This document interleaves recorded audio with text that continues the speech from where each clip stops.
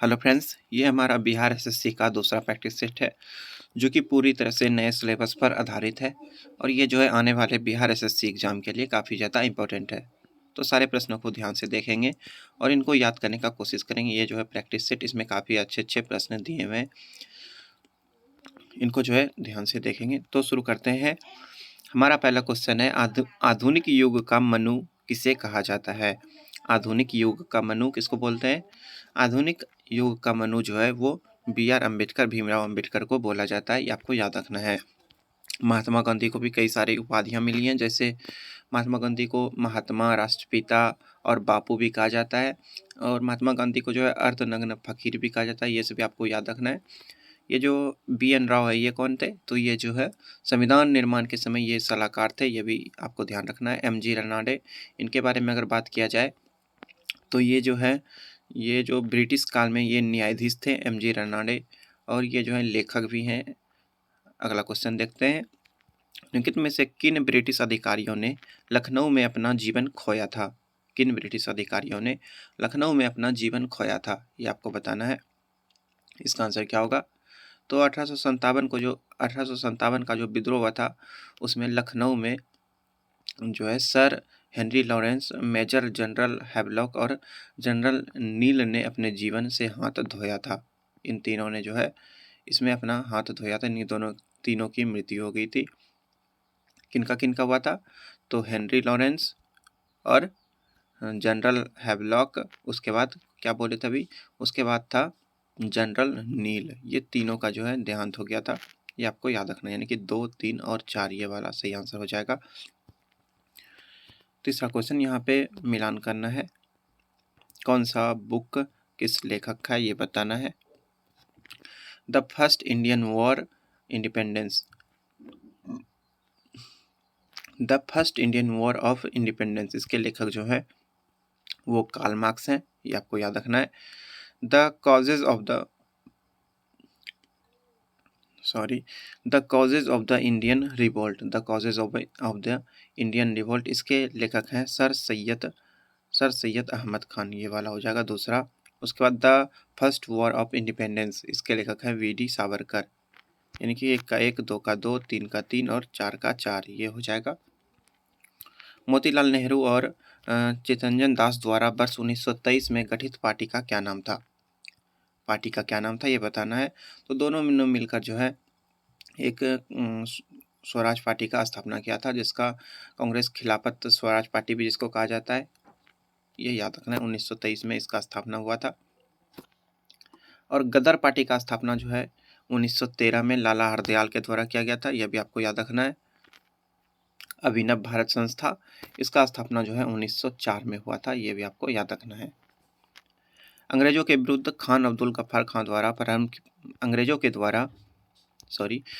के विरुद्ध खान अब्दुल गफ्फार खान द्वारा प्रारंभ किए गए आंदोलन का क्या नाम था? क्या नाम था आंदोलन का?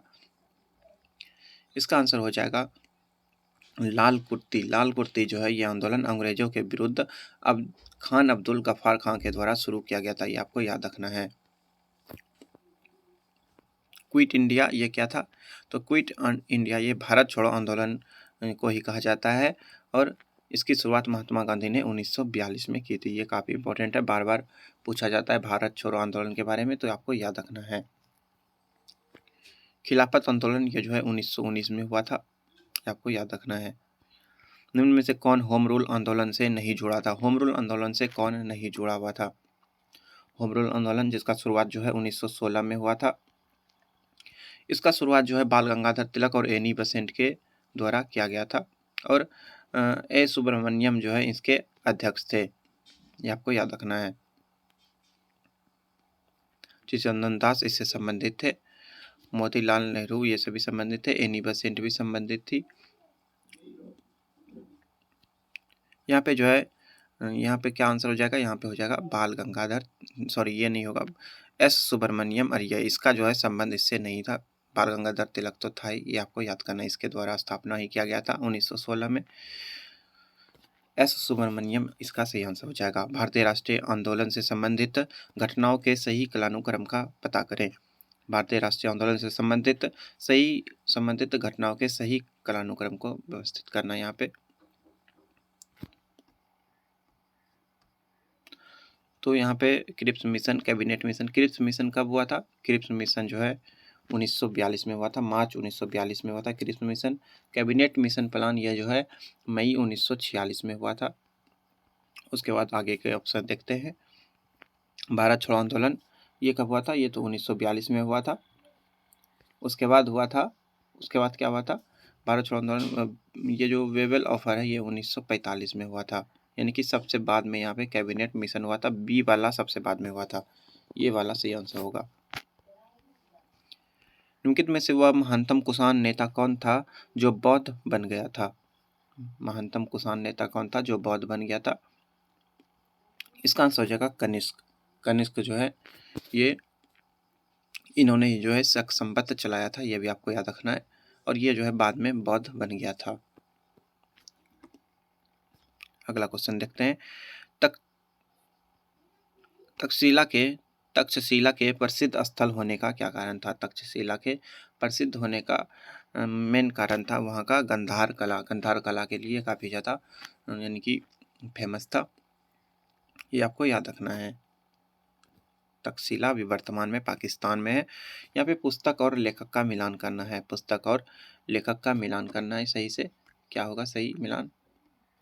मनुचरितम, मनुचरितम के लेखक हैं अल्लानी पेन्नना, ये सही होगा। परिजात अपहरण, परिजात अपहरणम इसके लेखक हैं नंदी तिमैया, ये सही है। पांडुरंग महामाल्यात इसके लेखक हैं तेनालीरामन, और अमुक्त माल्यात के लेखक हैं कृष्ण देव राय, यानी कि एक का एक, दो का दो, ये वाला सही होगा। किस यात्री ने तालीकोटा युद्ध 1565 के बाद विजयनगर साम्राज्य का भ्रमण किया और इस राजकीय नगर के विनिष्ट वैभव पर टिप्पणी की? इसका क्या आंसर होगा?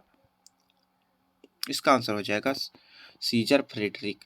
ये जो है 16वीं शताब्दी में इन्होंने जो है दक्षिण भारत का यात्री किया था, और ये इटालियन था, और इन्होंने जो है तालीकोटा युद्ध के बारे में जो है एक विशेष विवरण दिया था, ये आपको याद रखना है। भारतीय संविधान को अपनाया गया था, भारतीय संविधान को अपनाया गया था, यहाँ पे क्या हो जाएगा? तो भारतीय संविधान को जो है संविधान सभा के द्वारा अपनाया गया था, ये आपको याद रखना है। कब अपनाया गया था? तो 26 जनवरी 1949 को ये जो है संविधान सभा के द्वारा पारित किया गया था, और 26 जनवरी 1950 से प्रभावी हुआ था। 26 नवंबर 1949 को पारित हुआ था, लेकिन 26 जनवरी 1950 को लागू हुआ था।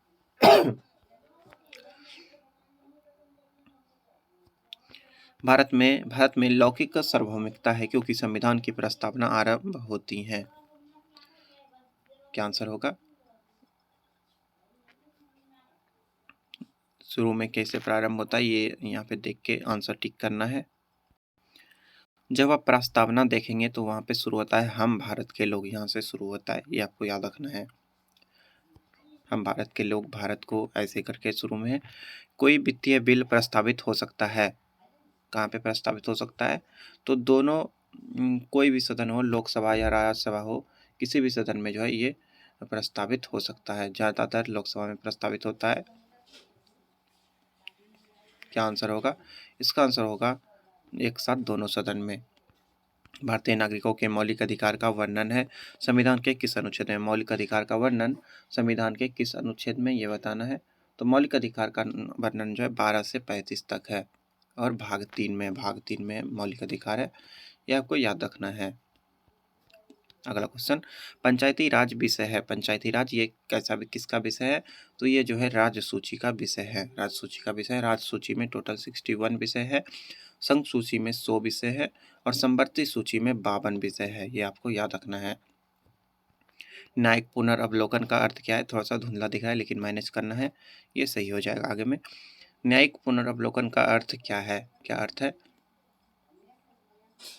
न्यायिक पुनर्वलोकन का अर्थ होता है उच्च न्यायालय को न्यायिक पुनर्वलोकन के तहत संसद तथा राज्य विधानमंडलों द्वारा बनाए गए कानून की समीक्षा का अधिकार प्राप्त है, और वह इन दोनों द्वारा बनाए गए किसी भी कानून को शून्य घोषित कर सकता है यदि उसके निर्माण में संवैधानिक प्रावधानों का उल्लंघन हुआ है। यहाँ पे पहला वाला सही आंसर हो जाएगा। कल्याणकारी राज्य के आदर्श वर्णित हैं। कल्याणकारी राज्य के आदर्श कहाँ पे वर्णित है, ये आपको बताना है।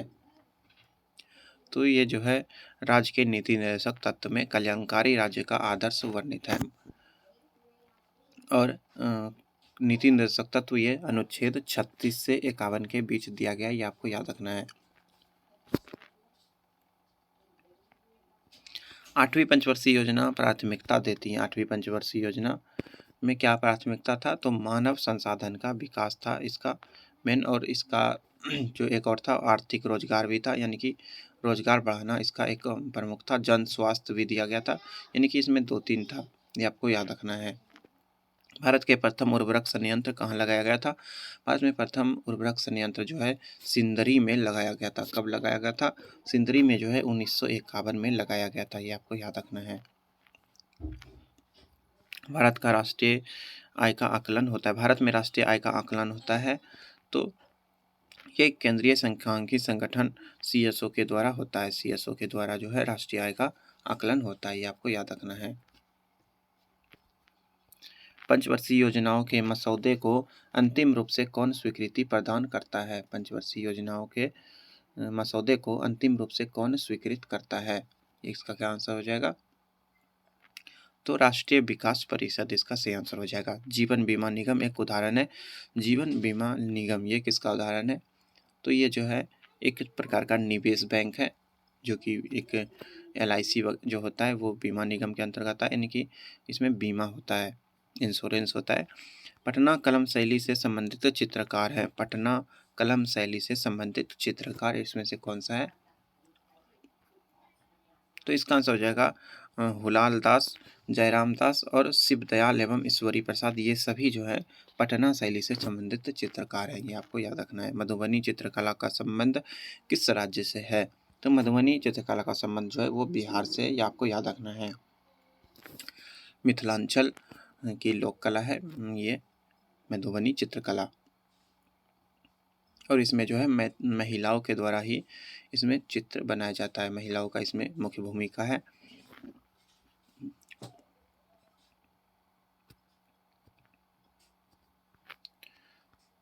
अगला क्वेश्चन, बिहार राज्य की भू आकृति है लगभग कैसा है? बिहार राज्य का भू आकृति जो है ये लगभग कैसा है, ये बताना है। तो बिहार का जो आकृति है वो लगभग आयताकार है, ये आपको याद रखना है। अगला क्वेश्चन, क्षेत्रफल की दृष्टि से बिहार का सबसे बड़ा जिला कौन सा है? क्षेत्रफल की दृष्टि से बिहार का सबसे बड़ा जिला कौन सा है? तो पश्चिमी चंपारण ये बिहार का सबसे बड़ा जिला है। क्षेत्रफल की दृष्टि से बिहार के 3 सबसे बड़े जिले कौन कौन है? पहला नंबर पर पश्चिम चंपारण है, उसके बाद गया है, उसके बाद पूर्वी चंपारण है। अगला क्वेश्चन, बिहार के कितने जिलों को अलग कर झारखंड का निर्माण किया गया था? कितने जिले को अलग करके जो है झारखंड को बनाया गया था? इसका आंसर हो जाएगा, क्या आंसर होगा? तो 18 जिले को अलग करके जो है झारखंड बनाया गया था। झारखंड में 18 राज्य हैं, सॉरी 18 जिले हैं, आपको याद रखना है। निम्न में से कौन सा समूह, यहाँ पे थोड़ा धुंधला दिख रहा है लेकिन 1-2 क्वेश्चन के बाद ये सही हो जाएगा। निम्न में से कौन समूह अत्यंत बाढ़ प्रवण जिले को दर्शाता है? कौन सा समूह अत्यंत बाढ़ प्रवण जिले को दर्शाता है? बिहार में जो है टोटल 38 जिले हैं, जिसमें से 28 जिले में जो है लगभग बाढ़ आता है, और 15 जिले में जो है काफ़ी ज़्यादा बाढ़ आता है। सबसे ज़्यादा जो है कहाँ पे आता है?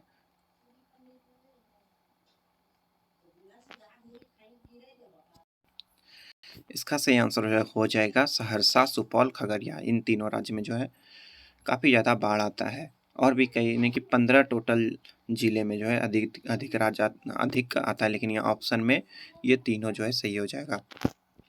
अक्षांशीय विस्तार के आधार पर बिहार क्या है? अक्षांशीय विस्तार के आधार पर बिहार क्या है? तो बिहार में जो है उपोष्ण जलवायु में स्थित प्रदेश है। बिहार जो है उपोष्ण जलवायु में स्थित प्रदेश है। सूर्य के रासायनिक मिश्रण में हाइड्रोजन का प्रतिशत कितना है? हाइड्रोजन का कितना प्रतिशत होता है? तो हाइड्रोजन जो है 74% होता है, ये आपको याद रखना है। हीलियम 24%। सूर्य ग्रहण के दौरान क्या होता है? सूर्य ग्रहण के दौरान जो है सूर्य और पृथ्वी के बीच चंद्रमा आ जाता है। सूर्य और पृथ्वी के बीच चंद्रमा आ जाता है। विश्व के कितने प्रतिशत धरातल पर पानी है? कितने परसेंट पर पानी है ये बताना है आपको। तो 70% भाग पर जो है लगभग पानी है, और 30% भाग पे स्थल है, ये आपको याद रखना है। विश्व अक्षांशों की संख्या कितनी है? विश्व अक्षांशों की संख्या कितनी है? तो इसका आंसर हो जाएगा 181। ग्लोब पर जो है टोटल 181 अक्षांश रेखाएं हैं, ये आपको याद रखना है। और सबसे बड़ा अक्षांश क्या है? 0 डिग्री अक्षांश को सबसे बड़ा अक्षांश बोला जाता है। और देशांतर की संख्या जो है 360 है। अक्षांश की संख्या 181 है और देशांतर की संख्या 360 है, ये आपको याद रखना है। एंडिज एंडिज पर्वतमाला की चोटी है। एंडिज पर्वतमाला की चोटी, सॉरी यहाँ पे छूट गया क्वेश्चन। भारत का प्रामाणिक समय किस स्थान से निश्चित किया जाता है? भारत का प्रामाणिक समय किस स्थान से निश्चित किया जाता है? तो इसका आंसर हो जाएगा इलाहाबाद। भारत का प्रामाणिक समय जो है ये इलाहाबाद से निश्चित किया जाता है। और 82.5 डिग्री पूर्वी देशांतर को जो है मानक समय रेखा माना गया है। इसी से समय का जो है निर्णय लिया जाता है। एंडिज पर्वतमाला की सर्वोच्च चोटी कौन सी है? क्या आंसर होगा? इसका आंसर हो जाएगा एकांगुआ। सर्वोच्च चोटी एकांगुआ है एंडिज का, और इसका ऊंचाई है 5961 मीटर। ये जो है एवरेस्ट से छोटा है, लेकिन एंडिज पर्वतमाला काफ़ी ज़्यादा बड़ा है। सर्वाधिक रबड़ की खेती होती है। सर्वाधिक रबड़ की खेती कहाँ पे होती है? तो अजमेर तथा जयरे बेसिन में जो है सबसे अधिक रबड़ की खेती होती है। और भारत में अगर देखा जाए तो भारत में केरल में सबसे अधिक रबड़ होता है, ये आपको याद रखना है।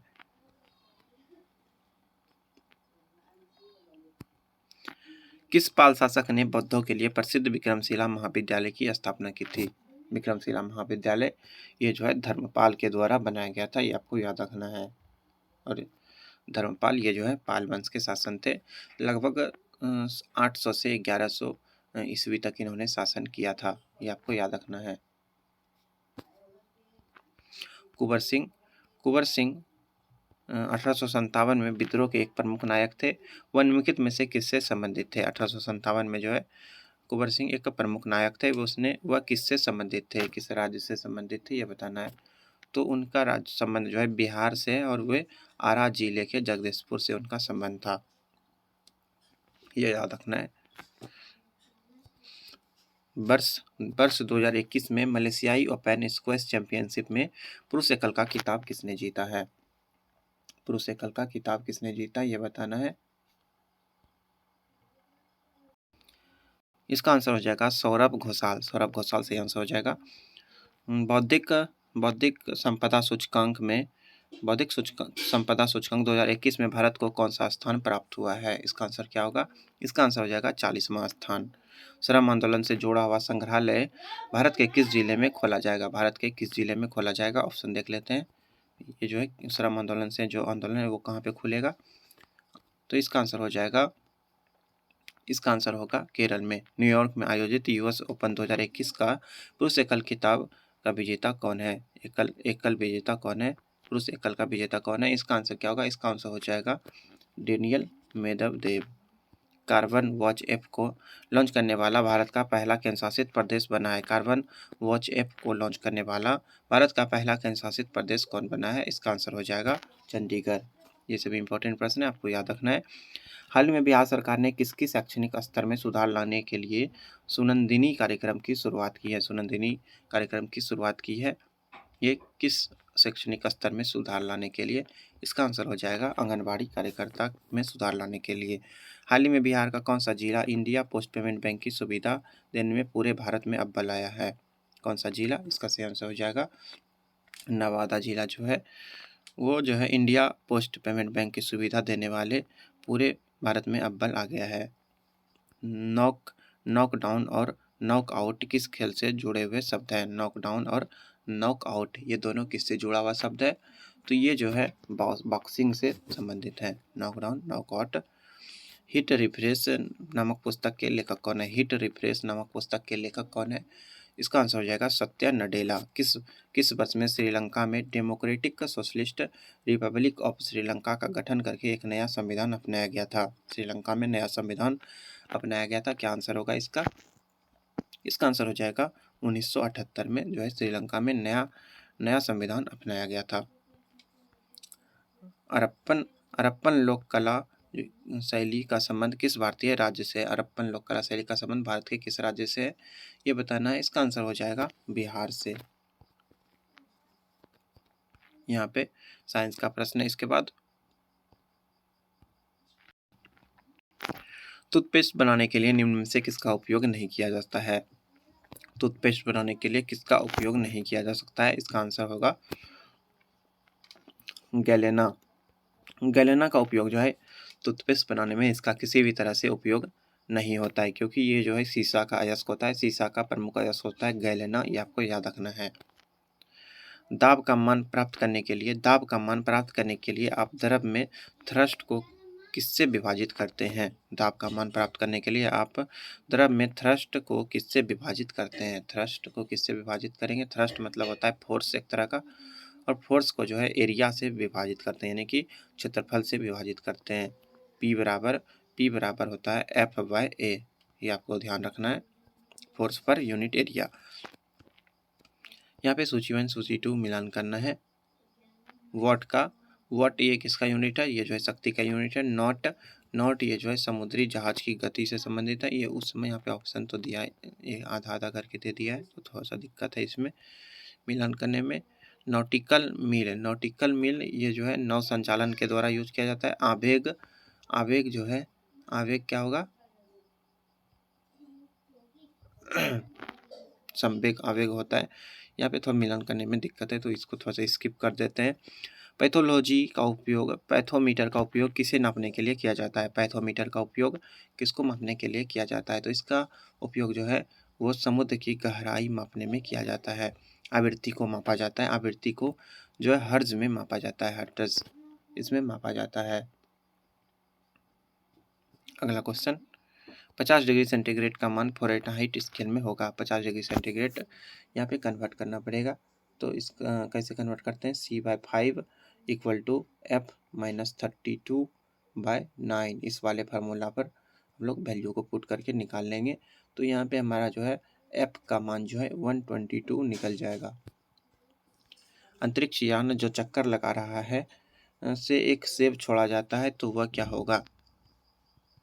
सेब छोड़ेगा वहाँ से, तो वह जो है अभिकेंद्रीय बल के कारण जो है यान के कक्ष में ही उसी के साथ उसी गतिमान में गति होगा, यानी कि वो जो है नीचे नहीं आएगा, अंतरिक्ष यान में ही वो भी सेम टू सेम गति करने लगेगा। हवा में लोहे और लकड़ी की समान भार की गेंद को समान ऊंचाई से गिराने पर क्या होगा? लोहा और लकड़ी का अगर गेंद गिराया जाए तो क्या होगा? यहाँ पे क्या होगा?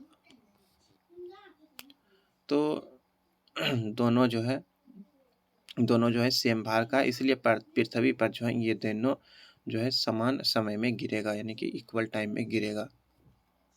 ये आपको याद रखना है। भार अगर समान रहेगा तो वो जो है सेम टाइम पे गिरेगा। इसका आंसर क्या होगा? समान समय पर गिरेगा। कहाँ पे दिया हुआ है? हाँ, यहाँ पे पहला सही हो जाएगा। निम्नलिखित में से अधिक विद्युत चालकता वाली धातु कौन सी है? निम्नलिखित में से सबसे अधिक विद्युत चालकता वाली धातु कौन सी है? तो चांदी जो है ये सबसे अधिक विद्युत चालकता इसमें में होता है। ये आपको याद रखना है। रेजिस्टेंस इसमें काफ़ी ज़्यादा कम होता है, लेकिन ये थोड़ा महंगा होता है, इसलिए इसका जो है वायर वगैरह नहीं बनाया जा सकता। नाभिकीय विखंडन में ऊर्जा किस रूप में निकलती है? नाभिकीय विखंडन में ऊर्जा जो है ऊष्मा के रूप में निकलती हैं, और इसमें जो है न्यूट्रॉन जो है बमबारी होता है। नाभिकीय विखंडन में एक न्यूट्रॉन टूटता है, 2 का निर्माण होता है। ऐसे ही करके प्रक्रिया चलते रहता है, एक श्रृंखला बन जाता है। इसको याद रखना है। परमाणु बम जो होता है वो नाभिकीय विखंडन पर भी नाभिकीय विखंडन पर ही आधारित होता है, परमाणु बम। सोल्डर किस धातु का मिश्रण होता है? तो सोल्डर जो है सीसा और टीन का मिश्रण होता है। लेड और टीन का मिश्रण होता है, ये आपको याद रखना है। इनमें से कौन सी परमाणु वाली अक्रिय गैस है? इसका आंसर होगा नियोन। नियोन जो है एक परमाणु वाली अक्रिय गैस है। अक्रिय गैस कौन कौन सा है? अक्रिय गैस को जो है नोबेल गैस भी कहा जाता है। Helium, neon, argon, krypton, xenon, radon, ये सभी जो है नोबेल गैस हैं। भारी जल में क्या होता है ये बताना है। भारी जल में जो है क्या होता है? हाइड्रोजन की जगह ड्यूटेरियम होता है। DTU भारी जल का सूत्र होता है D2O। ये जो है हाइड्रोजन का ही समस्थानिक होता है ड्यूटेरियम, ये आपको याद रखना है। और ड्यूटेरियम भारी जल का उपयोग जो है ये परमाणु रिएक्टर में मंदक के रूप में इसका उपयोग किया जाता है। और इसका जो खोज करता है यूरे के द्वारा जो है भारी जल का यानी कि ड्यूटेरियम ऑक्साइड का खोज किया गया था, ये आपको याद रखना है। यूरो नहीं था, यूरे था, यूरे, थोड़ा सा मिस्टेक हो गया, यूरे होगा यहाँ पे, यूरे के द्वारा खोज किया गया था। किस तत्व के समस्थानिकों में भिन्नता का कारण है? किसी तत्व के समस्थानिकों में भिन्नता का कारण है उसमें निम्नलिखित की संख्या का भिन्न होना। तो उसमें जो है न्यूट्रॉन की संख्या के भिन्न होने के कारण जो है समस्थानिक जो है भिन्न भिन्न होता है, ये आपको याद रखना है। 65 निम्नलिखित गैसों में से कौन सी प्रकाश संश्लेषण प्रक्रिया के लिए आवश्यक है? प्रकाश संश्लेषण की प्रक्रिया के लिए कौन सा गैस जो है आवश्यक है, ये आपको बताना है। तो कार्बन डाइऑक्साइड ये काफ़ी ज़्यादा जरूरी है कार्बन यानी कि प्रकाश संश्लेषण के लिए, ये आपको याद रखना है। और पृथ्वी पर जो है कार्बन डाइऑक्साइड 0.03% है, ये आपको याद रखना है। नाइट्रोजन, यहाँ पे नाइट्रोजन स्वादहीन, रंगहीन, गंधहीन ये होता है, ये आपको याद रखना है। धूम्रपान से शरीर में ऑक्सीजन की कमी हो जाती है, क्यों हो जाती है? धूम्रपान से ऑक्सीजन का कमी क्यों होता है शरीर में, ये बताना है। क्योंकि रक्त में जो है वो ऑक्सीजन की कमी हो जाती है और CO की मात्रा बढ़ जाती है, ये आपको याद रखना है। यानी कि रक्त में जो है ऑक्सीजन की कमी हो जाती है और कोबाल्ट की मात्रा बढ़, लेकिन यहाँ पे जो है 2 ऑप्शन दे गया, यहाँ दोनों सही होना चाहिए था। अगला क्वेश्चन, जलचरों में भूचरों की अपेक्षा श्वसन क्रिया तीव्र गति से होती है। जलचरों में भूचरों की अपेक्षा श्वसन क्रिया तीव्र गति से होती देखी जाती है। इसका कारण हो सकता है, इसका क्या कारण हो सकता है ये बताना है।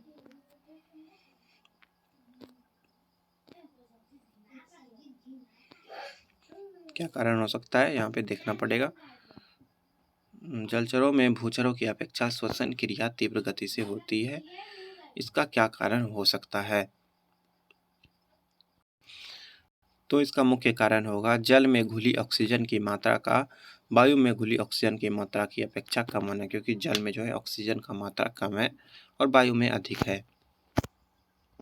जंतुओं में कौन सा अंग वसा को तोड़कर कोलेस्ट्रॉल उत्पन्न करता है? जंतुओं में कौन सा अंग वसा को तोड़कर कोलेस्ट्रॉल को उत्पन्न करता है, ये बताना है। इसका आंसर हो जाएगा यकृत। यकृत जो है ये वसा का इमल्सीकरण करता है, ये आपको याद रखना है। Question number 60। कच्चे नारियल से प्राप्त नारियल पानी क्या है? कच्चे नारियल से प्राप्त जो नारियल पानी होता है ये क्या होता है? तो नारियल पानी जो है ये बहुल केंद्र युक्त स्वतंत्र केंद्रकीय भ्रूणपोष होता है, ये आपको याद रखना है। केंद्रकीय भ्रूणपोष होता है, केंद्रकीय भ्रूणपोष। पर्यावरण किससे बनता है? पर्यावरण किससे बनता है? तो जैविक घटक, अजैव घटक और भू आकृतिक घटक, यानी कि ये तीनों हो जाएगा। इन सभी को मिलकर जो है पर्यावरण का निर्माण होता है। जीवन की उत्पत्ति नामक पुस्तक को लिखा था, जीवन की उत्पत्ति नामक पुस्तक ओरिजिन ऑफ लाइफ ये किसने लिखा था? तो ये जो है किसके द्वारा लिखा गया था? तो ये जो है AI ओपेरिन के द्वारा लिखा गया था। AI ओपेरिन होगा इसका पूरा नाम, इन्हीं के द्वारा जो है ओरिजिन ऑफ लाइफ लिखा गया था। विषाणु होते हैं, विषाणु क्या होते हैं? तो विषाणु जो है वो परजीवी होते हैं, यानी कि विषाणु जो है वो पूर्ण परजीवी होते हैं, अच्छी पूरी तरह से परजीवी होते हैं, दूसरे पर निर्भर करते हैं भोजन के लिए, ये आपको याद रखना है। जैसे जोक होता है, जोक ये सभी पर जो परजीवी है। जू जो होता है जो सर में रहता है, ये सभी परजीवी का उदाहरण है। चमगादड़, टिड्डे एवं कबूतर के पंख होते हैं। चमगादड़, टिड्डे एवं कबूतर के पंख होते हैं, इसका क्या होगा आंसर? इसका आंसर हो जाएगा समरूप होते हैं। ये सभी के जो पंख होते हैं वो समरूप होते हैं। वह जीव जो मृत कार्बनिक पदार्थ पर उगता है उसे क्या कहते हैं? मृत कार्बनिक जो सड़े गले चीज़ों पर उग जाता है उसको क्या कहते हैं उस जीवों को? तो उसको जो है सेप्रोफाइट कहा जाता है। जैसे मशरूम वगैरह हो गया, ये सभी सेप्रोफाइट का ही उदाहरण है। ऑर्किड हो गया, ये सभी जो है इसी का उदाहरण होता है। और कीट जो है ये सबसे छोटा बीज होता है, ये आपको याद रखना है। कार्बोहाइड्रेट कार्बोहाइड्रेट पाचन के अंतिम उत्पाद है। कार्बोहाइड्रेट पाचन के बाद अंतिम उत्पाद के रूप में किसका निर्माण होता है? तो इसका आंसर हो जाएगा मोनोसेक्राइड। कार्बोहाइड्रेट के पाचन के बाद जो है मोनोसेक्राइड का उत्पादन होता है, यानी कि इसका निर्माण होता है। ये आपको याद रखना है। इसके बाद जो है मैथ्स के प्रश्न दिए हुए हैं, लेकिन अभी हम लोग जो है मैथ्स के प्रश्नों को डिस्कस नहीं करने वाले हैं। हम लोग मैथ्स के प्रश्न जो है वो सेपरेट वीडियो में डिस्कस करेंगे। ऐसे वीडियो जो है काफ़ी ज़्यादा लंबा हो जाएगा। धन्यवाद। अगले प्रैक्टिस सेट में मिलते हैं। अगर आप पिछले प्रैक्टिस सेट को देखना चाहते हैं तो चैनल के प्लेलिस्ट में आपको वहाँ पे सारा मिल जाएगा। वहाँ पे बहुत सारा प्रैक्टिस सेट को मैंने डिस्कस किया है। अगर आप सारे प्रैक्टिस सेट को अच्छे से देख लेंगे तो आपको इसी एग्ज़ाम में काफ़ी ज़्यादा लाभ मिलेगा। धन्यवाद।